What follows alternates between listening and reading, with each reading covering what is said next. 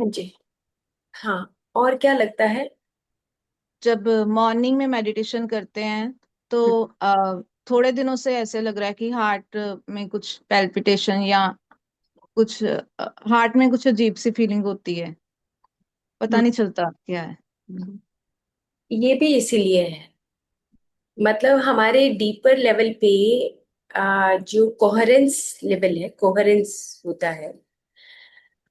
जब हमने शुरू में हार्ट को पढ़ना शुरू किया, हम्म। तो हमने ये बातें सब सीखी थी कि हमारे हार्ट और हमारे दोनों तरफ लंग्स, और उसके बाद हमारे पूरी चेस्ट, और उसके साथ हमारे सारे सिस्टम्स। जैसे मान लो कि एक डाइजेस्टिव सिस्टम है, एक सर्कुलेटरी सिस्टम है। हम्म। तो दोनों का कोहेरेंस डेवलप होना चाहिए। कि जैसे हम कोई भी काम करते हैं, तो अगर हम बहुत काम तो कर रहे हैं लेकिन हम बहुत जल्दी कर रहे हैं, हम्म। जल्दी जल्दी करते करते मेरी हार्ट बीट और मेरे जो लंग्स का दोनों का कॉम्बिनेशन है, वो कहीं ना कहीं डिस्टर्ब हो जाता है। लेकिन हम हम्म। रोज जो काम करते हैं उसमें हमें याद नहीं रहता। जैसे हम अपनी सांसों को भूल जाते हैं, मन के अंदर ज्यादा चले जाते हैं, तो कहीं ना कहीं वो इनकोहेरेंस हो जाता है, लो कोहेरेंस क्वालिटी आ जाती है हमारी बॉडी के अंदर, जो इलेक्ट्रोमैग्नेटिक फील्ड है उसके अंदर। क्योंकि हम हर रोज जो काम करते हैं तो उसमें ना कोहेरेंस नहीं हो पाता, यानी हम्म। कि आपस में बैलेंस नहीं बन पाता। लेकिन जैसे जैसे हम ये प्रैक्टिस कर रहे हैं, उसके बाद हमारे हार्ट सिस्टम में, यानी कि सर्कुलेटरी सिस्टम में, और हमारे रेस्पिरेटरी सिस्टम में, हमारे डाइजेस्टिव सिस्टम में धीरे धीरे ये कोहेरेंट लेवल बढ़ने लगता है। तो हार्ट बीट कभी कभी ऐसे लगेगी कि पेल्पिटेशन हो रहा है, हम्म। तेज हो रही है ना, क्योंकि हम और बॉक्स ब्रीदिंग जो कर रहे हैं हम, उससे तो बहुत अच्छा इफेक्ट आ रहा है। कि जैसे हम्म। हम बॉक्स ब्रीदिंग में जब होल्ड करते हैं, तो उसमें जो एक्सचेंज ऑफ गैसेस हैं, जो हम डीपर लेवल पे कभी सांस लेते ही नहीं, हम्म। वो जो छोटे छोटे हमारे अंदर की सूक्ष्म नालियां हैं, वो ओपन होती हैं, उनमें एक्सचेंज ऑफ गैसेस होता है। कार्बन डाइऑक्साइड को मौका मिलता है वहां पे ज्यादा देर वहां पर उस बेड के ऊपर रहने का, और उसके बाद उसको आगे एक्सचेंज करने का मौका मिलता है। तो इस वजह से ये ऐसा महसूस होता है। और ये भी एक हफ्ते और 2 हफ्ते के बाद अगर हम रेगुलर मॉर्निंग इवनिंग प्रैक्टिस कर रहे हैं, तो ये भी पेल्पिटेशन भी चली जाएगी। क्यों चली जाएगी, एक बात और भी है कि हार्ट बीट जब हमने पढ़ी थी, मतलब हार्ट बीट के बीच में, एक बीट और दो बीट के बीच में हमारी कुछ इंफॉर्मेशंस हम हमारी वो हम्म। स्टोर हो जाती है। और हम्म। जिसमें ये बोलते हैं, अब आज की रिसर्चेस ये बोलती हैं कि बहुत सारे डिफरेंट डिफरेंट टाइप के हार्मोन्स रिलीज होते हैं। और जैसे हमारी भावना होती है, जैसे हमारी अंदर का भाव है, फीलिंग्स हैं, उसके अकॉर्डिंग वो वैसे ही हार्मोन्स क्रिएट होते हैं। तो अब दिन भर में हमारे भाव एक जैसे तो रहते नहीं है, तो वो इंफॉर्मेशन हमारी अंदर स्टोर होती है। और उसके बाद वो, अब जब हम प्रैक्टिस करते हैं, वो रिलीज होता है एंडोक्राइन सिस्टम तक। हमारे हम्म। जो ग्लैंड्स होते हैं उसके अंदर भी बदलाव आता है। तो इस वजह से हमारे हार्ट में इस तरीके से जो पेल्पिटेशन है या रेस्टलेसनेस है, ये महसूस होता है। और हमारे हार्ट के पीछे 40,000 सेंसरी न्यूरॉन्स हैं, जो हर हर पल वो हमारे अंदर जो भी चल रहा होता है उसकी इंफॉर्मेशन पूरे शरीर में रोटेट होता है, और पूरे हमारे ब्रेन के अंदर मैसेज देते हैं। तो ये जो बॉक्स ब्रीदिंग की प्रैक्टिस है, और आगे और हम हार्ट ब्रेन की प्रैक्टिस जब करेंगे, तो उससे ऑटोमेटिकली हमारी जो अंदर स्टोर्ड इंफॉर्मेशन है वो सर्कुलेट होके हम नॉर्मल बैलेंसिंग वे में हमारी हार्ट बीट और जो रेस्पिरेटरी सिस्टम है, रेस्पिरेशन आ जाएगा। ओके। ओके। कई बार मैं बात करती हूँ, बोलते टाइम भी कई बार हार्ट बीट तेज हो जाती है, तो वो धीरे धीरे ठीक हो जाएगी। हाँ, ठीक हो जैसे जाएंगे। ज्यादा लोगों के सामने बात करनी है तो हार्ट बीट सी तेज हो जाती है, तो हाँ वो। हाँ, ये बात अलग है बिल्कुल। क्योंकि हम्म। जब हम किसी से बात करते हैं तो हमारे अंदर आ, बचपन से आ, बचपन से कहें या ये कहें कि एक ना, हम्म, एक फियर जो है, फियर होता है हम्म। ना कि आपके अंदर एक डेयरिंग पर्सनैलिटी बनाना या हम्म। करेजियस बनना, मतलब वो फियर से हम करेज की तरफ जब जाते हैं तभी भी हार्ट बीट तेज होती है। मतलब कहते हैं ना कि आपका जिगरा बड़ा होना हम्म। चाहिए। तो ये फियर से करेज की तरफ जाने का जो बात है, ये इस लाइफ का हो सकता है आपकी एक लर्निंग हो। जैसे अब हम भी कहीं स्टेज पे बोलते हैं, कहीं बोलते हैं, एक दूसरे से बात करते हैं, तो हार्ट बीट ऑटोमेटिकली तेज हो जाती है। लेकिन हम्म। धीरे धीरे फिर जब बात करते चले जाते हैं तो फिर नॉर्मल फिर भी, नॉर्मल हो जाती है। नॉर्मल हो जाता है। तो ये कहीं किसी इनकारनेशन में हम जब, ये कहते हैं, मैंने एक बुक पढ़ी थी कि जब हम पशु पक्षी की योनि में होते हैं, अब तो बहुत साल हो गए, 20-22 साल हो गए जब मैंने इस पुस्तक को पढ़ा, तब मुझे याद भी नहीं, पर ये बात मुझे याद हो गई थी कि जब हम ग्रुप सोल्स में होते हैं, शायद थियोसॉफिकल सोसाइटी की कोई बुक होगी, ग्रुप सोल्स में जब होते हैं तो सबसे पहले सोल हमें उस, वो जो फियर होता है ना, क्योंकि जो फियर एक ऐसी चीज है, जैसे ग्रुप सोल्स में जैसे हमने कोई दाना डाला तो सारी चिड़िया उड़ जाती है, उनको फियर रहता है। अब हम्म। चिड़िया कोई भी दाना खाती है या कोई भी पशु खाता है कोई, तो ना वो चारों तरफ देखता है कि भाई कोई आ तो नहीं जाएगा। चिड़िया जैसे ही दाना डालते हैं तो वो देखती रहती है। गिलहरी को आप देखोगे तो खाने से पहले वो देखती रहेगी कि कुछ आ तो नहीं रहा, पीछे से तो नहीं आ रहा, और अगर कोई आ रहा है तो वो भाग जाती है। तो ये ग्रुप सोल्स के शायद कहीं मैंने पढ़ा था कि जो फियर है, यानी कि जो रूट चक्र है, तो जब हम ग्रुप सोल से इंडिविजुअल सोल में जब आते हैं तो हमारा सबसे पहले रूट चक्र ओपन होता है। और रूट चक्र का मतलब है कि फियर, धीरे धीरे फियर खत्म करके उस करेजियस क्वालिटी को गेन करना। तो जब धीरे धीरे हमारे ऑर्गेन्स डेवलप होते हैं, ग्रुप सोल से इंडिविजुअल सोल में आते हैं, तो ये फियर की जो क्वालिटी है, ये हमारे रूट चक्र की एक क्वालिटी है। और वो हम सीखते हैं हर एक इनकारनेशन में, हम सीखते हैं। तो किसी किसी लाइफ में हमें चैलेंजेस आते हैं। आ, एक सोल प्लान करके, 27 सोल लेसन्स करके, आ, वो बुक है डॉक्टर रॉबर्ट सेचवर्ड की। तो उसमें शायद पहला या दूसरा चैप्टर करेज का है। ये आपको करेजियस बनना है क्योंकि अब आप एक इंडिविजुअल सोल हो। तो वो जो फियर है, वो हार्ट बीट हमारा उसको तेज कर देता है। हम्म। लेकिन धीरे धीरे जो हमारी सोल सीखती है कि अ, अब हमें और आगे बढ़ना है, तो करेज की क्वालिटी डेवलप होती है। एकदम से नहीं होती, धीरे धीरे होती है। तो ये हार्ट बीट जो है वो ऑटोमेटिकली हमारी बढ़ जाती है और कई इनकारनेशन तक रहती है, जब तक हम्म। हम उस लेसन को ना सीख लें ना।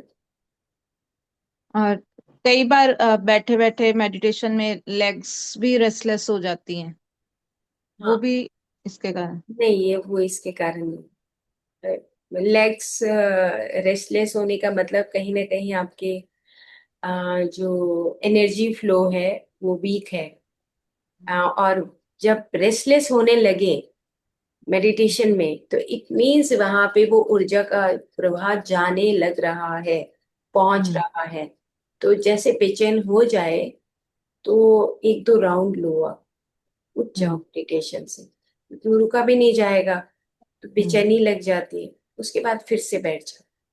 या पैरों के जो तलवे होते हैं उसके जो प्रेशर पॉइंट्स होते हैं उनको भी आप ऐसे दूसरे हाथ से ऐसे दबा सकते हो, प्रेशर कर सकते हो। मतलब रेस्टलेस होने का मतलब है कि आपका एनर्जी फ्लो वहां तक पहुंचने लगा है, हम्म, मीन्स की बेचैनी हो रही है। तो एनर्जी फ्लो जब पहुंचेगा तो कुछ दिन के बाद फिर वो ठीक हो जाता है, कई महीने के बाद भी ठीक होता है। क्योंकि अगर हमारी ज्यादा कभी कभी सिटिंग पोजीशन हो जाती है तो भी ऐसा होता है कि वो हमारे नीचे के जो तीनों चक्रास हैं वो इम्बेलेंस हो जाते हैं। मतलब चक्रास का मतलब आप समझो कि 72,000 नाड़ियों में कहीं ना कहीं वो ब्लॉकेज। ब्लॉकेजेस आनी शुरू हो जाती हैं। अगर हम्म, हम हर रोज कोई प्रैक्टिस नहीं करते हैं, हम्म, अपने पैरों को नहीं चलाते, हाथों को नहीं चलाते, अब हाथों को नहीं चलाएंगे तो हमारा पूरा ये शोल्डर वाला एरिया, चेस्ट वाला एरिया ब्लॉक होने लगता है। हम्म, तो इस वजह से ऐसा होता है। Okay, okay, thank you ma'am. Ma'am पूरा पूरा बॉडी स्टिल हो क्यों जाता है मेडिटेशन के बाद? अ, एक बार फिर से बताइए। पूरा बॉडी स्टिल स्टिल हो जाती है, स्टिल हो मूवमेंट नहीं जाता है, होती। मूवमेंट नहीं होता। हम्म, ऐसा होता है क्योंकि बहुत धीरे धीरे हम वापस आते हैं। मतलब हमारी जो कॉन्शियसनेस है वो इतनी एक्सपैंड हो चुकी होती है मेडिटेशन में, हम बिल्कुल उस ब्रह्मांड से मिल चुके होते हैं, है ना। और वापस इस बॉडी के अंदर आने के लिए जल्दबाजी नहीं करनी चाहिए। मैं तो ये कहूंगी कि मतलब लगभग आप 2 मिनट 3 मिनट जरूर लीजिए वापस आने के लिए। क्योंकि बॉडी एक तरफ है और जो दूसरी सटल बॉडीज हैं, जो सूक्ष्म शरीर है, वो बहुत विस्तार कर चुके होते हैं अपना एक्सपीरियंस लेने के लिए। इस वजह से ऐसा स्टिलनेस होता है। और भारी क्यों हो जाती है? बहुत भारी भारी भी लगता इसीलिए, है। हाँ भारी भी इसीलिए क्योंकि वो कहते हैं ना पार्टिकल एंड वेव, कि हम जब अपने मन के विचारों के साथ, अटैचमेंट्स के साथ, घर के काम काज के साथ, वो हम टाइम जोन में फंस जाते हैं। टाइम जोन में फंसने की वजह से अ, हमारी एक बॉडी जो फिजिकल बॉडी है वो हेवीनेस की फीलिंग आती है, लेकिन जो दूसरी बॉडीज हैं वो ऐसी हो जाती हैं जैसे होता है ना, अम, एक कमल के पत्ते के ऊपर एक बूंद रखो तो वो इधर उधर फैलती रहती है ना। जैसे कमल या किसी भी पत्ते के ऊपर आप कोई भी पानी की बूंद रखोगे तो फैलती रहती है वो इधर चली गई, वो इधर चली गई। तो सेम ऐसे ही हमारी जो सटल बॉडीज होती हैं, धी प्लस यान, यानी कि सूक्ष्म शरीरों की यात्रा, वो हम वो यात्रा करते हैं। और जब हम फिर से इस टाइम जोन में आते हैं तो ये जो भारीपन है, ये हमारी खुद की लेयर्स, जो हमारे विचार हैं, अटैचमेंट्स है, उसका भारीपन है। वो यही है, वो कहीं नहीं जाता। इस वजह से ऐसा लगता है। और हार्ट बीट का साउंड सुनाई देना, ये भी एक तरीका है क्योंकि आप और नजदीक आ रहे हो। बिकॉज ब्रीदिंग का हार्ट, साउंड सुनाई देना। हाँ वो भी यही है क्योंकि आप उसके नजदीक आ रहे हो। मतलब आप अपनी सटल बॉडीज को पहचान रहे हो, हार्ट बीट सुनने लगती है, आपको ऑर्गेन्स का पता लगने लगता है कि अच्छा मेरे लिवर के अंदर क्या चल रहा है। आप सूक्ष्म चीजों को पहचानने लगते हो भीतर ही भीतर। ये स्टेजेस हैं अलग अलग। जब हम ध्यान करते हैं तो ये अलग अलग स्टेजेस आते हैं, और हो सकता है कि ये कुछ महीने रहे, कुछ साल रहे, उसके बाद फिर नहीं आएगी ये स्टेज। क्योंकि अंदर जो हमारी हम उसको कहें कॉन्शियसनेस जो है, यूनिवर्सल कॉन्शियसनेस है, वो हमारी कॉन्शियसनेस को, यानी कि हमारी खुद की चेतना को, आत्मा को सिखाती है कि ये ऑर्गेन्स हैं, इनका कोई फंक्शन है यहाँ पर, इस धरती के ऊपर फंक्शन है, वो बताते हैं। तो हमारे मास्टर्स भी होते हैं, जैसे हम गुरुजन, हमारे देवतागण, ये सारे इसी काम के लिए लगे हुए हैं। धरती पे कोई अकेला नहीं है। धरती पर ये सब हमारी सहायता करने के लिए हमारे साथ है। और मतलब जैसे ही हम आंख बंद करते हैं, हमें कहने की भी जरूरत नहीं होती कि हम इनवाइट कर रहे हैं अपने भगवान को, अपने गुरुजनों को इनविटेशन दे रहे हैं। कोई जरूरत नहीं होती, अगर मतलब अगर हम वैसे देखें तो। क्योंकि जैसे ही हम उस प्योरिटी में आते हैं, उस प्योरिटी के साथ ही वो ऑटोमेटिकली हमारे साथ कनेक्ट हो जाते हैं। क्यों? क्योंकि हम उस टाइम जोन से परे चले जाते हैं। और जैसे ही टाइम जोन से परे जाते हैं, वो वहां पर मौजूद होते हैं, क्योंकि उनके लिए कोई समय नहीं है ना। तो इसलिए ही ऐसा महसूस होता है कि हम अपने हाथ पैरों को, ऑर्गन्स को पहचानने लगते हैं कि इसके पीछे एक फंक्शन है बॉडी का। ऑर्गन्स दिए गए हैं। हार्ट किस लिए दिया गया? हार्ट इसलिए दिया गया है कि दूसरों से प्यार करने के लिए। हार्ट इसलिए नहीं है कि बस एक सर्कुलेशन कर रहे हैं। वो एक पर्पस, हमारी एक फिजिकल बॉडी का फिजियोलॉजिकली एक पर्पस है। लेकिन इस पर्पस से भी बड़े एक पर्पस है ना, कि हार्ट किस लिए है, लिवर किस लिए है, लंग्स किस लिए है ना। एंजेलिक फॉर्म में आने के लिए हमें लंग्स की जरूरत पड़ती है। एक्सचेंज ऑफ गैसेस और हल्कापन ना, हल्कापन महसूस होना। तो ये इनके पीछे एक पर्पस है।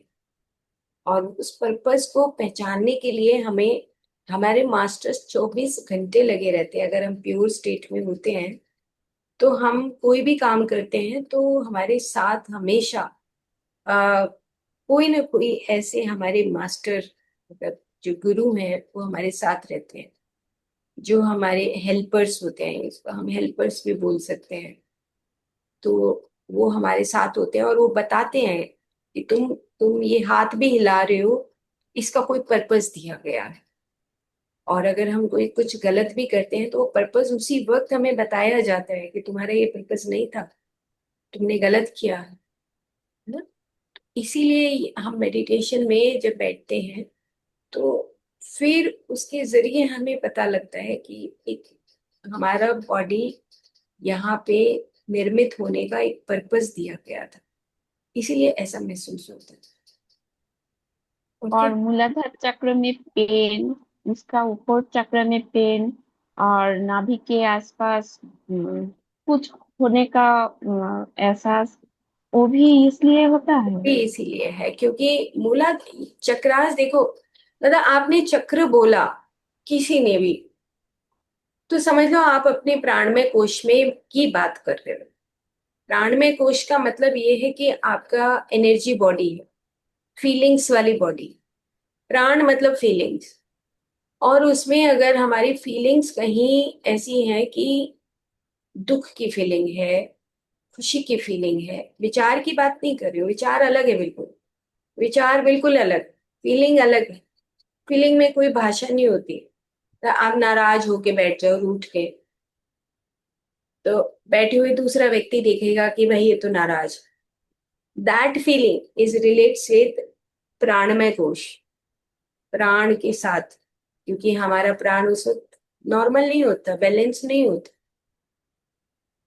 तो अब अगर नाभि में हो रहा है तो इसका मतलब नाभि किस लिए होती है? मणिपुर का एरिया है, मणिपुरी बोलते हैं उसको।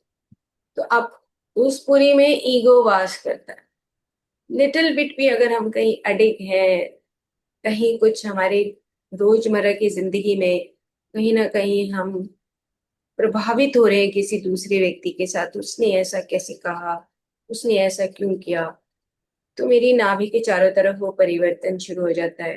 कुछ ने कुछ रुकना। 72,000 नाड़ियों का सारा स्थान जो है वो हमारा प्राण है, प्राणमय कोश। तो इस वजह से हमें कभी कभी नाभि में, कभी कभी स्वादिष्ठान में, कभी कभी मूलाधार चक्र में डिस्टरबेंस या इम्बैलेंस सा महसूस होता है। लेकिन ध्यान से हम एक हो जाते हैं। वननेस जो होता है, हम खंडित होते हैं, अलग अलग अखंड बोलते हैं ना, तो अखंडता का भाव आता है। खंडित होके दिन भर में खंडित रहते हैं, उसने ऐसे कहा, उसने ऐसे कहा, तो उससे। Okay, thank you. Thank you. आज ना मैम, मेरे भी ये थी पूनम जी का फीलिंग्स। आप मेडिटेशन कर रही है। अच्छा, क्यों? ये हार्ट कोहेरेंस है। Thank you. यस सुभाष। यही यही की हार्ट कोहेरेंस है। हाँ। यस। Thank you ma'am. जी सुभाष जी बताइए। हाँ जी। राधे राधे मैम। राधे राधे। मैम मैं आज से कोई मैं 10 साल पहले की पहली बात बता रहा हूँ। हम्म। मैंने वन रूम सेट बनाया था और सबसे ऊपर मैंने मुमटी बनाई थी। तो वहाँ पर पानी की टंकी थी। हम्म। तो जो पानी की टंकी थी, जब वो भर जाती थी तो पानी उसमें से बाहर निकल आता था। तो उसकी वजह से वहाँ पर क्या था, एक जो था अ, बड़ का पेड़, वो अपने आप ही वहां पर टंकी पे हो गया, उग गया वहां पे। तो क्योंकि मैं टंकी की सफाई करने जाता था कभी कभी, तो सफाई करके आता था, पर वो चलो छोटा सा था, चलो भी कोई हो रखा है तो हो रखा है। एक लेकिन जब मैं एक दिन गया तो मैंने देखा वो तो बहुत बड़ा हो गया। वो तो फैल गया पूरे, वो पूरे ऊपर जो मेरी मुमटी थी सारे में फैल गई उसकी जड़ें। तो मैंने कहा भी ये तो दिमाग में आया कि ये तो क्रैक कर देगा यहाँ पर, ये जगह ठीक नहीं है यहाँ पे, तो मुझे इसको यहाँ से रिमूव करना चाहिए। तो मैंने उसको उखाड़ना शुरू किया। तो जड़ें उसकी इतनी मजबूत थी, मुझे मेरा जोर लग गया पूरा, मुझे पूरा आधा घंटा लगा। तो कि मैं कोशिश ये भी कर रहा था इसकी जड़ें कहीं से टूटे ना रहें। तो मैंने उसको उखाड़ दिया, उखाड़ के साइड में रख दिया। रख के फिर मेरे दिमाग में आया कि यार इसको मैं ना कहीं और लगा दूंगा। और इतनी देर में नीचे से आवाज आ गई, शायद कोई मेहमान आया था, और मैं उसको वहीं छोड़ के और आ गया। और आने के बाद उसके बाद मैं तो भूल ही गया उसको। लेकिन 2 दिन बाद मुझे याद आया, क्यों हो यार, बड़ का पेड़ था वो तो यार भी, वो तो वहां पर पड़ा हुआ है और तूने गलत किया। तो यार उसको तूने लगाना भी तो था कहीं पे। तो मैं फिर दोबारा गया, लेकिन वो बहुत मुरझा गया था। लेकिन फिर भी मैंने उसको उठाया वहां से। और गांव के बाहर एक पंचायती जमीन थी, वहां तो भी खैर हनुमान का मंदिर है अब तो, लेकिन उस टाइम कुछ नहीं था, खाली थी वो जगह वहाँ पे। तो वहां पर पानी सा पड़ा था, थोड़ी सा कीचड़ था और गिल्ला गिल्ला था, तो मैंने वहां पर जाके उसको रख दिया। पर मैंने उसको इतने, मतलब रोपा नहीं उसको, जिसको बोल सकते हैं कि मैं उसको रोप दूं या कुछ कर दूं। मैंने उसको, मैंने कहा ये तो शक्तिशाली है, ये तो जड़े ना अपना भी पकड़ लेगा, इसको थोड़ा सा पानी चाहिए, थोड़ी सी मिट्टी चाहिए। और मैं उसको रख के आ गया। आ गया क्या, मैंने फेंक सा दिया उसको। मेरे मन के अंदर ये गिल्ट रहा, मैंने फेंक सा दिया उसको। कोई प्यार पूर की बात, मुझे इतना पता नहीं था पेड़ों के बारे में। हम्म। पर क्योंकि फिर मैं उसके, लेकिन दोबारा 15 दिन के बाद फिर मुझे याद आया कि भाई तू, क्योंकि मेडिटेशन तो मैं तब भी करता था थोड़ी बहुत, तो अपने हिसाब से राम नाम का जब इस तरह के करता था, मंदिर जाता था। तो मैंने कहा भाई मैं जाके देखूं, तो फेंक के तो आया, तो वो देखो उसने जड़ें पकड़ी नहीं पकड़ी। लेकिन जब मैं वहां पर गया तो वहां तो उसका नामो निशान ही नहीं था। मुझे लगता है, मैंने सोचा अगर सूख गया होता तो सूखा मिलता, लेकिन वो था ही नहीं वहां पे। मुझे लगता है भाई शायद किसी और ने उसको वहां से उठा के फेंक दिया होगा, या मुझे पता ही नहीं उसका हुआ क्या। लेकिन वो ना, अब जब मैं मेडिटेशन में आया तो मेरे अंदर ना वो गिल्ट भाव रहता था हमेशा, कि तूने किसी को मारा है, मतलब इस तरीके का ना मेरे को बड़ा अच्छा नहीं लगता था। जब भी याद आता था तो मुझे बहुत ही फील होता था। फिर अभी जब आपने मुझे पेड़ों के बारे में बताना शुरू किया, तो मुझे मुझे लगा भी तेरे से वो पाप हुआ, तूने उसका कुछ प्रायश्चित कैसे कर सकता है।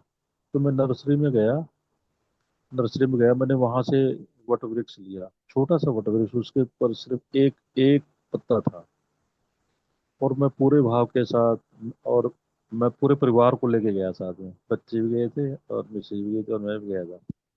और मैं उसको लेके आया, और लेके आके जहां पर मैंने उसको, जहाँ वहां पर मंदिर है वो, जिस जगह मैंने उसको फेंका था, तो मैंने वहीं पर, वहीं उसी मंदिर के प्रांगण में साइड में, और उसको, जो मंदिर के देखभाल करता है पुजारी जो रहता है, मैंने उसको बोला, मैं कहा भैया मैं यहाँ पर ये वट वृक्ष लगा दूं, इसको ना प्लीज भी कोई उखाड़ियो मत भाई। तो करे नहीं जी, यहाँ नहीं, यहाँ लगा दो आप। करा क्योंकि इधर तो शायद कमरा और बनाने की, यहाँ पर भवन बनाने की कोई वो प्रपोजल चला हुआ है, आप इस साइड लगा दो। तो मैंने उसको वहां पर रोक दिया और लगा दिया। लगाने के बाद उसको पानी पुनी दिया, तो और मैंने अ, अपने ब- बच्चों को भी और मिसी को भी बोला कि मैं तो सुबह जल्दी जाता हूँ वहां पे, तो मैं तो इसको मिल नहीं पाऊंगा, पर लेकिन सुबह आके ना तुम लोग जब मंदिर आते हो तो इसको पानी जरूर दिया करो। और ड्यूटी लगा दी। और संडे को मैं मिला करूंगा इसको, संडे को। लेकिन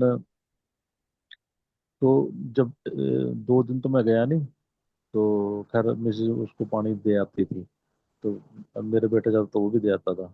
तो मेरे मन के अंदर आया कि मुझे खुद जाना चाहिए।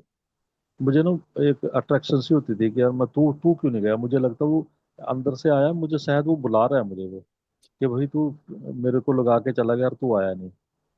अंदर से आया, तो मैंने कहा चाहे मैं लेट हो जाऊं, कुछ हो जाऊं, वहां से मैं मिल के आ जाया करूंगा। तो मैं सुबह जब यहाँ से मेडिटेशन मेरी, मेडिटेशन से जब मैं उठता था, उठने के बाद सबसे पहले मैं वहीं जाता था।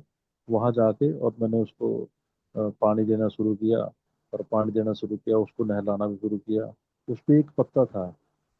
तो जब एक हफ्ता मैं उसको बड़े गौर से देखता था, उसको पकड़ के मैं राधे राधे बोलता था, और उससे बातें करता था कि देख भाई, यहाँ मंदिर है, लोग आते हैं यहाँ पे, देख घंटी बजती है यहाँ पे, यहाँ पर जाप होता है, आप भी जाप किया करो, ठीक है।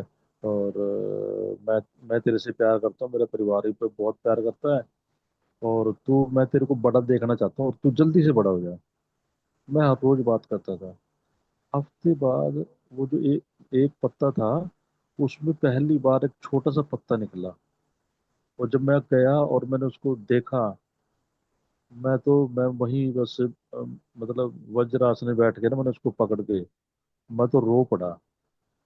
मैं हकीकत में रो पड़ा, मतलब मैं इतना इतना भरा आया मेरा मन कि मैं रो। लोग कुछ लोग आ रहे थे जो पूजा के लिए, वो भी देख रहे थे कि ये बंदा रो क्यों रहा है। पर मैं तो पूरे भाव में था, पूरा मैंने उसको प्यार किया, मैंने कहा यार थैंक यू, और जल्दी से बड़ा हो जा। तो अभी मैं जाता हूँ उसके पास, तो अभी उसके तीन तीन पत्ते बड़े हो गए हैं, और चौथा पत्ता उसका निकलने वाला है। मैं हर रोज जाता हूँ उसके पास, और मेरे परिवार वाले जो भी जाते, जब भी जो भी जाता है उसको मिल के आता है। और जो घर में चर्चा होती है कि आज उस पे 3 पत्ते आ गए हैं, चौथा निकलने वाला है, तो अच्छा लगता है। तो कहीं ना कहीं मैं उससे, वो जो मेरे अंदर वो जो गिल्ट भाव था, उससे मैं काफी, मुझे सुकून मिला कि शायद वो तो मेरे से जो हुआ हुआ, मैंने कुछ किया।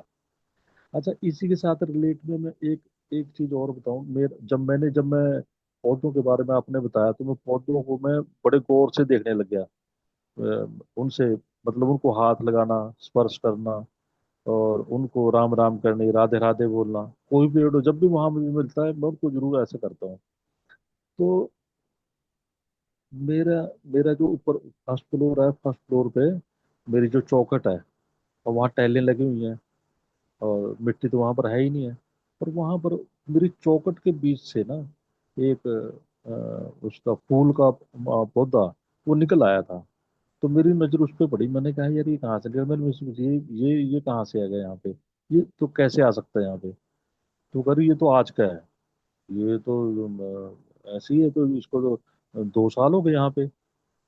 मैं कहा ये 2 साल हो गए, इसको पानी कहाँ से आता है भाई, इसको ये पानी कहाँ से ले रहा है ये। मैंने कहा पानी तो उसका है नहीं। तो मैं उसके पास गया, और पहले तो मैं वहां पर ऊपर टूंटी थी, मैंने वहां से थोड़ा पानी लिया, उसके ऊपर छिड़का। मैं कहा भाई तू कहाँ आ गया यहाँ पे, और ये तो जगह यहाँ पत्थरों के बीच में, तू यहाँ क्या कर रहा है भाई, तेरे को मिट्टी कहाँ से मिलती है। तो मैंने कहा, मैं कहा चल कोई बात नहीं, मैं तेरे को ले थोड़ा पानी देता हूँ। और मैंने उसको थोड़ा सा पानी और दिया, ऊपर छिड़का उसके। मैंने कहा मैं संडे को ऐसा किया करूंगा, तेरे को यहाँ से निकाल के ना मैं तेरे को बहुत बढ़िया जगह लगाऊंगा। तो मैं हर उसको पानी देता, उसको राधे राधे बोलता। उसके बाद मैंने अंदर छोटा सा मंदिर बनाया, वहां पर उसको मैं पूजा, थोड़ा सा जोत बत्ती लगा के बाहर फिर निकलता। और उसको जाते जाते फिर मैं राधे राधे बोलता और थोड़ा सा पानी और दे देता उसको। तो जैसे संडे आया तो फिर मैंने उसको वहां पर बैठ के और मैंने कोशिश की उसको वहां से निकालने की।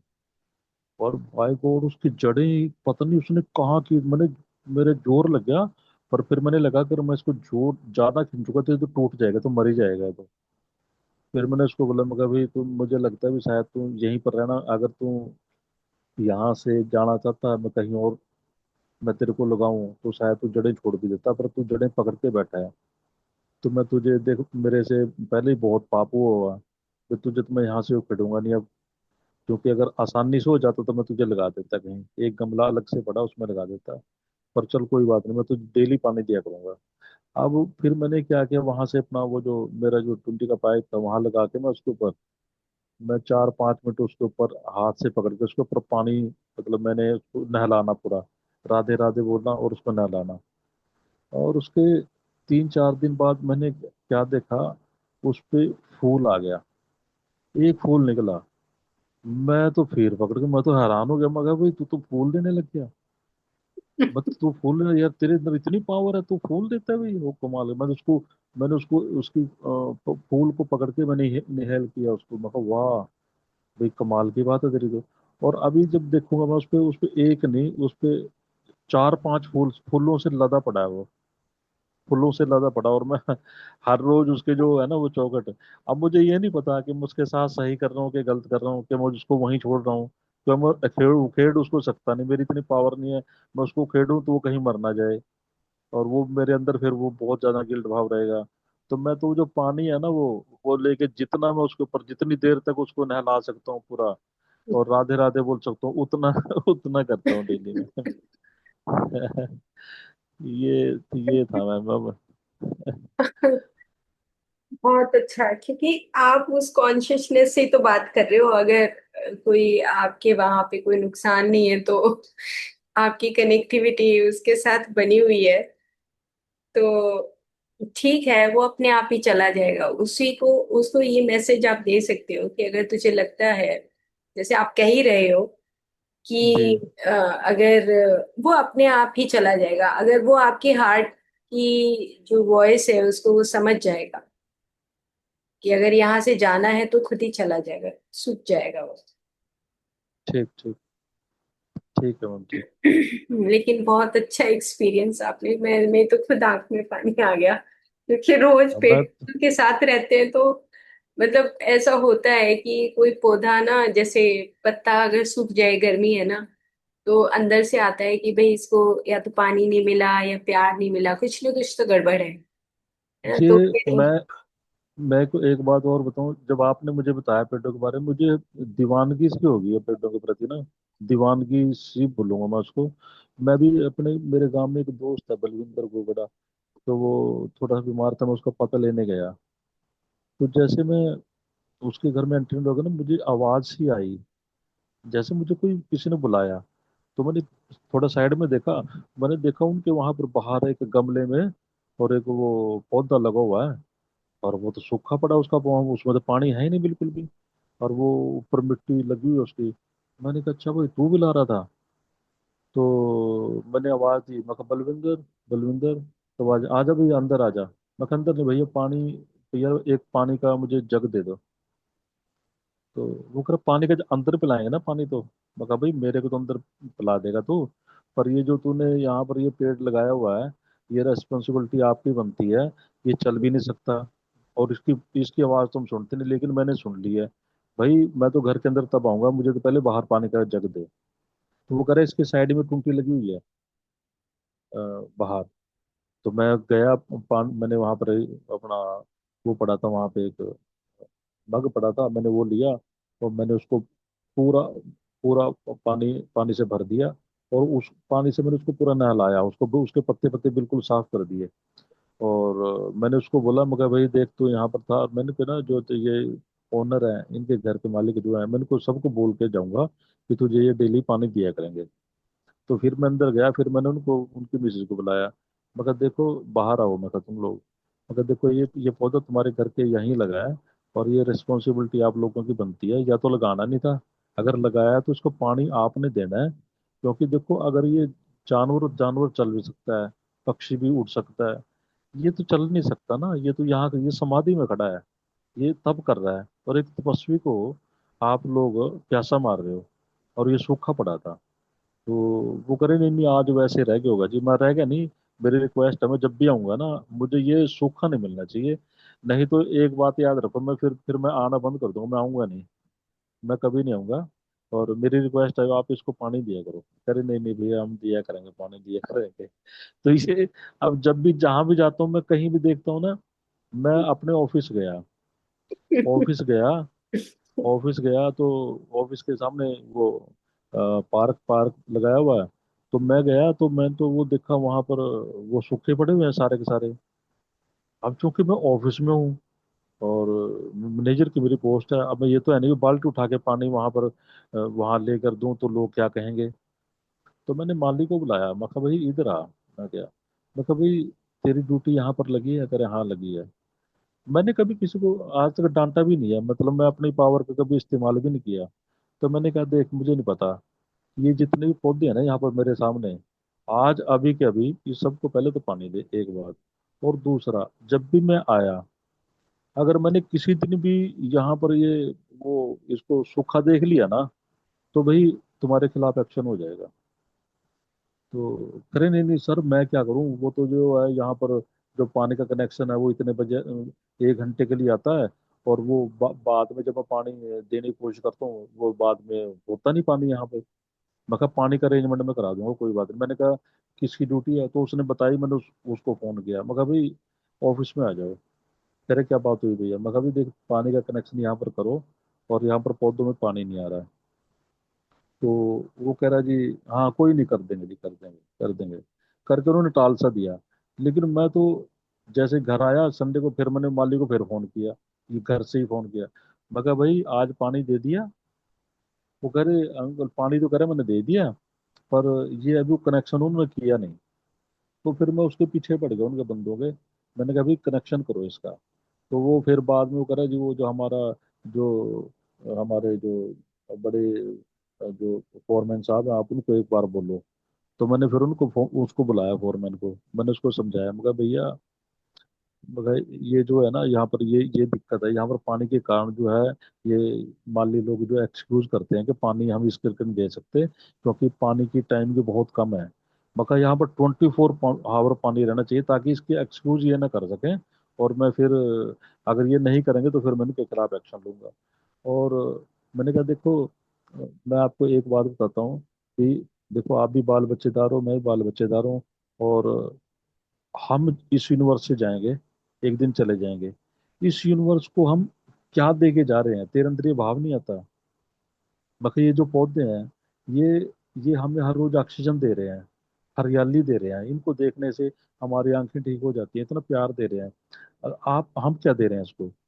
तो उस बंदे के अंदर लगी बात हो जो मैंने कही ना, बस हम क्या दे रहे हैं इसको? हम यार इनको कम से कम पानी तो दे सकते हैं ना, ये चल नहीं सकते। अब ये चल के वहां पर टूटी लगी है, टूटी के पास कैसे जाएगा ये जा ही नहीं सकता। भाई वो तो हमें इनको प्यार से पानी पिलाना पड़ेगा, और ये बदले में हमारे ऑक्सीजन दे रहे हैं, और उसके कोई चार्जेस थोड़ा ले रहे हैं आपसे ये, ना मेरे से ले रहे हैं ना आपसे ले रहे हैं। तो उसको बात वो करे नहीं, उसको उसको फील हुआ, वो करे नहीं नहीं सर, ये तो बड़ा गलत काम हो गया, ये तो मैं करूंगा। अब वो आज का टाइम उसने मुझे दिया होगा कि आज उसका जो कनेक्शन कर देगा, भी 24 आवर पानी जो है ना, माली जब भी चाहेगा उसको दे सकेगा। तो आज भी उसको थोड़ी देर बाद में उनको फिर कॉल करूंगा कि भैया भी तुम लोगों ने कर दिया वो कनेक्शन कर दिया। तो यानी कि पेड़ों के प्रति आपने जो मुझे बताया ना, उसके लिए आपका बहुत बहुत शुक्रिया। तो मुझे लगता है कि इनमें पावर होती है। मैंने वो बताया, तो बिल का पेड़ भी वहां पर लगा हुआ मेरे, और मैंने उससे एक विश मांगी थी अपने फैक्ट्री, मेरे कंटेनर फंस गए थे, वो कंटेनर उससे मैं डेली जाके जब भी पाके उससे बात करता हूँ। हर रोज मिलता हूँ उससे जाके, उसको हर रोज उसको मैंने हाथों से सहलाना। और जब मैं उसको हाथों से सहलाता हूँ, तो मेरे हाथों में एक वाइब्रेशन सी होती है, उसकी, और उसकी तरफ देखता हूँ मैं।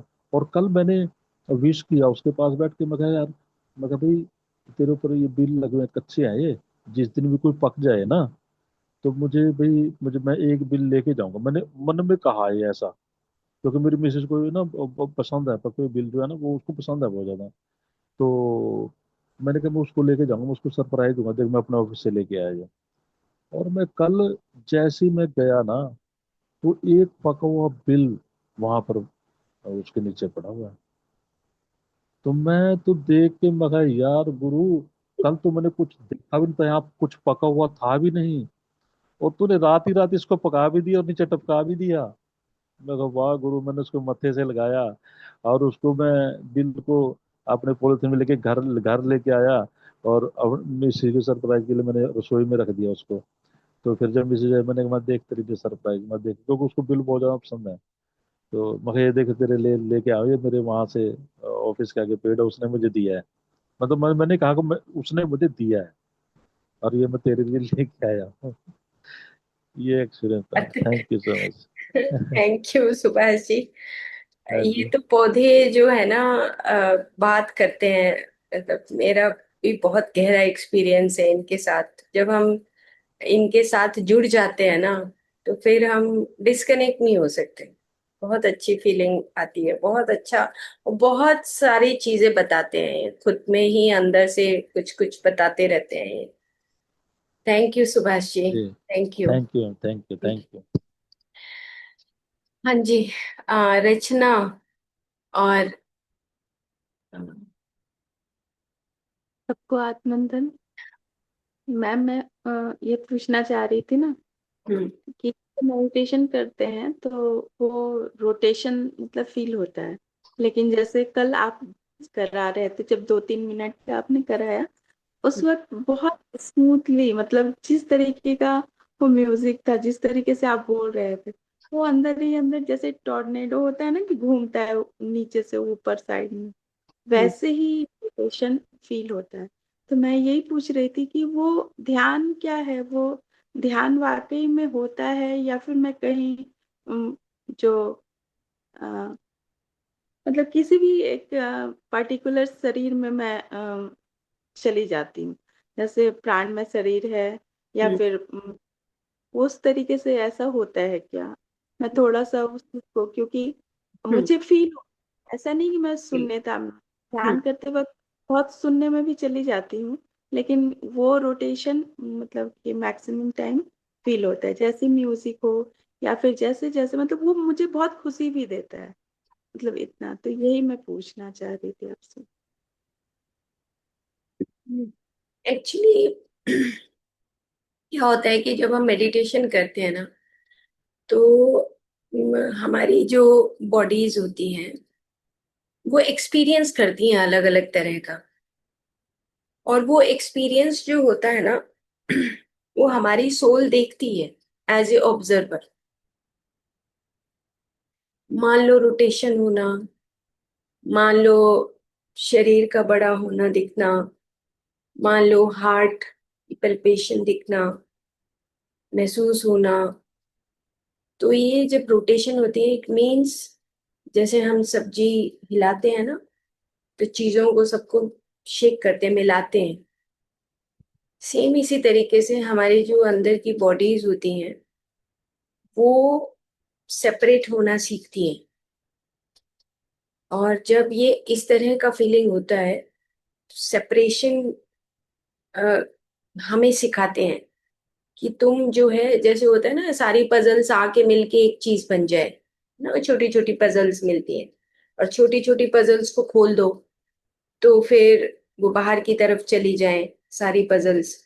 सेम ऐसे ही जब हम मेडिटेशन करते हैं, तो अलग अलग तरह के अनुभव होते हैं। और जब ये बॉडीज अलग होना सीखती हैं, तब इस तरह का फीलिंग आता है। वो एक वॉर्टेक्स टाइप फीलिंग आती है। और जो बॉड जो हैवीनेस है वो नीचे रहेगी।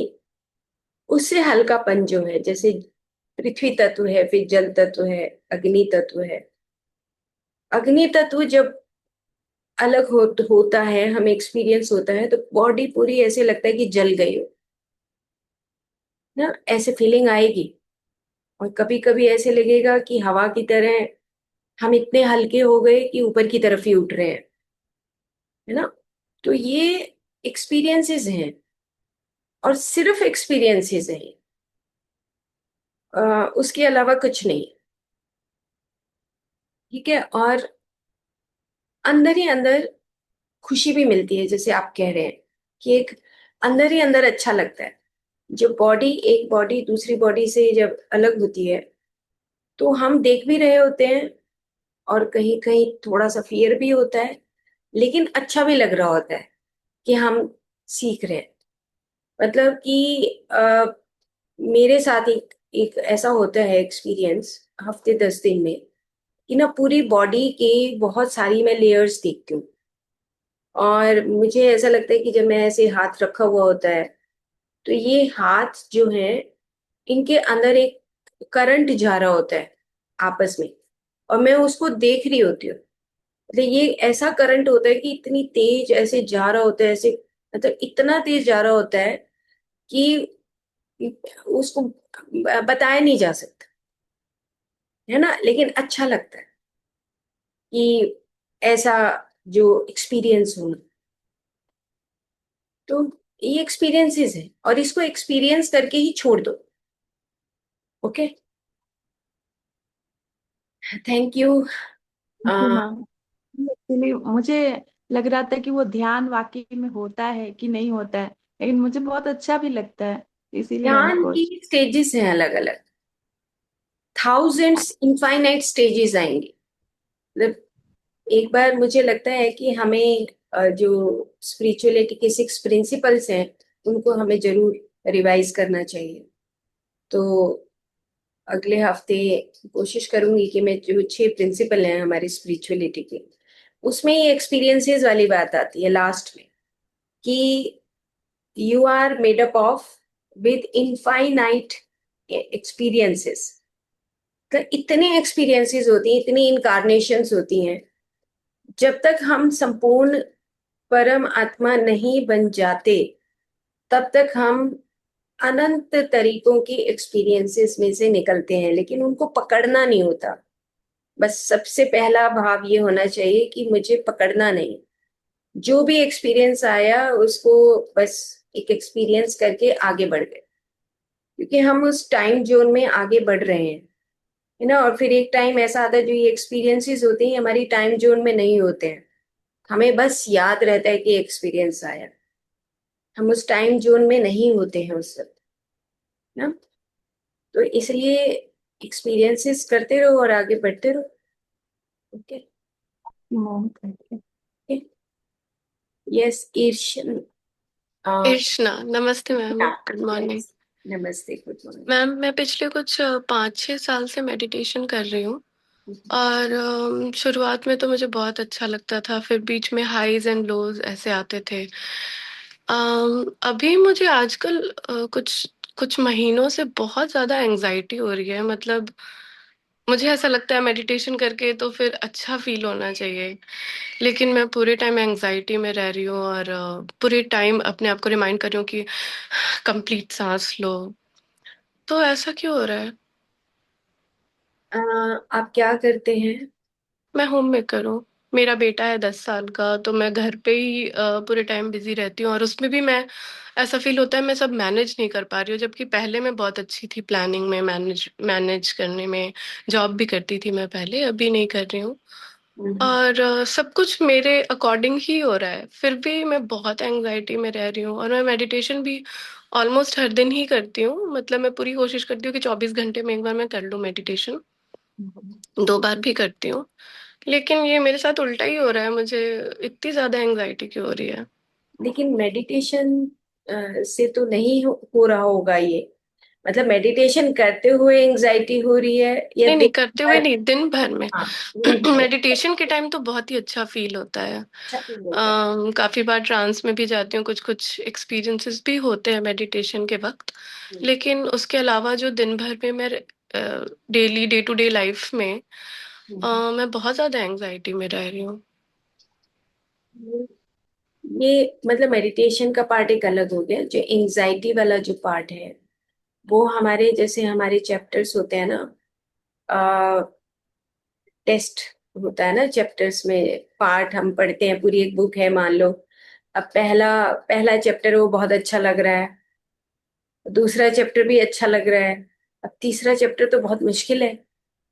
अब उसको पढ़ने में भी हमें मुश्किल होती है, उसके डिफिकल्ट वर्ड्स हैं, पहला सेंटेंस हमें समझ नहीं आ रहा है ना, तो पैराग्राफ कैसे समझ आएगा। तो ये एक ऐसा टाइम है आपके लिए कि जो आप तीसरा चैप्टर एग्जाम्पल के तौर पे कि आप उसको पढ़ रहे हो, और उसको एक्सेप्टेंस करना इम्पोर्टेंट है, एक्सेप्ट करना कि जो भी आपका टाइम जोन चल रहा है, जो भी आपका चैप्टर चल रहा है, उसमें आपको एक्सेप्ट करना चीजों को, ये सीखना है। तो जब हम, और बार बार सीखना, जो चैप्टर मुश्किल होता है उसमें हमें बार बार प्रैक्टिस करनी होती है। तो जब हम बार बार प्रैक्टिस करते हैं ना, तो वो तीसरा चैप्टर आसान हो जाता है ना। तो फिर चौथा चैप्टर हो सकता है बहुत अच्छा आ जाए, बहुत इजीली आप अंडरस्टैंड कर सको। तो हमारी लाइफ के कुछ ऐसे फेजेस होते हैं जो हमारे पैरेलल, हमारा जो दूसरा हिडन लाइफ होता है उसके साथ कनेक्शंस होते हैं। तो बिल्कुल भी ऐसे मत सोचो ये एंजाइटी हो रही है। एंजाइटी एक पार्ट है उस लाइफ का, टेस्ट है ये लाइफ का। तो उसमें आपको बहुत सहजता से अपनी एक डायरी मेंटेन करो, और डायरी में लिखो कि मेरे को ये क्यों हो रहा है, इसके पीछे जो है उसका रूट कॉज क्या है। उस रूट कॉज को पहचानो कि ऐसा क्यों है, और हो सकता है ये लंबा चले। मतलब जो मैं आपकी बात से लिटिल बिट अंडरस्टैंड कर पा रही हूँ, हो सकता है कि 1 महीना चले, 6 महीना चले, लेकिन उसको पहचानना जरूरी है कि वो रूट कॉज क्या है उसके पीछे। तो जब आप रूट कॉज को पहचान लोगे, जैसे फॉर एग्जाम्पल, मैं एग्जाम्पल से बताती हूँ, अपने ही एक एग्जाम्पल से। बहुत साल पहले जब मैं मेडिटेशन में आई, तो मेरे को ये लगता था कि आप जॉब करके आते हो, उसके बाद आपको एक रेस्ट चाहिए होता है। पर हमारी जो फैमिली है उसमें हमारे घर में बहुत आना जाना है, तो मेरे को एक्सेप्टेंस नहीं थी। मेरे को लगता था कि यार ठीक है, आ गए, चले जाएंगे, और मैं अपना काम मतलब करूं। तो धीरे धीरे मुझे लगने लगा कि तो मेरा जो टेस्ट है ये तो मेरा बढ़ता जा रहा है, क्योंकि फैमिली में जब फ्रिक्शंस आएंगे तो आप कुछ भी नहीं रह पाओगे। तो एक्सेप्टेंस आया कि नहीं, ये शायद मेरी लाइफ का एक चैप्टर है जो मुझे सीखना है ना। तो जब मैंने एक्सेप्ट किया और जब मैंने सीखना शुरू किया, तो उसके बाद मुझे पता लगा कि जब आप एक उस फ्लो में रहते हो, जो आपके सामने जो चीज आती है उस फ्लो को जब आप समझने लगते हो, तो एंजाइटी नहीं रहती। फिर एक वो लेसन जो है, एक आपका वो लर्निंग में चेंज होता है, और आप इस दुनिया की चीजों को सीखने लगते हो। अगर हम नहीं सीखते हैं तो एंजाइटी तो एक बहुत छोटा वर्ड है, मतलब imbalance of body, imbalance of everything होने लगता है। तो ना एक्सेप्टेंस होना चाहिए। आ, अपनी पूरी फैमिली में इन्वॉल्व होना, उन चैप्टर्स को देखना कि मैं इस पर्टिकुलर टाइम पीरियड में मेरी लर्निंग क्या है ना। मतलब वो लर्निंग आपने अपनी डायरी में लिखना है, और ज्यादा लर्निंग नहीं होती है लाइफ में। 2 या 3 ही टेस्ट होते हैं, ज्यादा बड़े बहुत सारे टेस्ट नहीं होते लाइफ में, कुछ ही टेस्ट होते हैं, और उनको पास करना होता है इसी लाइफ में। क्योंकि हम, हमारी सोल जो है इवोल्व होती है, और अगर हम पास नहीं होते, फेलियर होते हैं, तो फिर हमें नेक्स्ट लाइफ में उससे भी टफ चैप्टर मिलता है ना। तो अब आपको क्या करना है कि आप अपनी एक डायरी बनाओ, इसमें लिखो ये मेरा दिन भर का ये सबसे इम्पोर्टेंट मेरा लेसन है, और कुछ आपकी जो हॉबीज हैं उसको क्रिएट करो। हॉबीज अगर कहीं पीछे छूट गई हैं तो हॉबीज को लो, जैसे गाने सुनना है, खुद में सेल्फ लव क्रिएट करना। जैसे आपको म्यूजिक अगर अच्छा लगता है, गाने गुनगुनाना अच्छा लगता है, अंदर से आए कि मैं खुद गुनगुनाऊं, नहीं अच्छा बोला जा रहा तो भी गुनगुनाओ। तो जो आपकी हॉबीज है उसको साथ में रखो ना, तो जब वो साथ में रखोगे तो एग्जाइटी धीरे धीरे दूर होगी। तो करो 1 हफ्ता 10 दिन, उसके बाद फिर से बात करें। ठीक ओके, है तो मैम, थैंक यू। हाँ, मेडिटेशन करते रहो।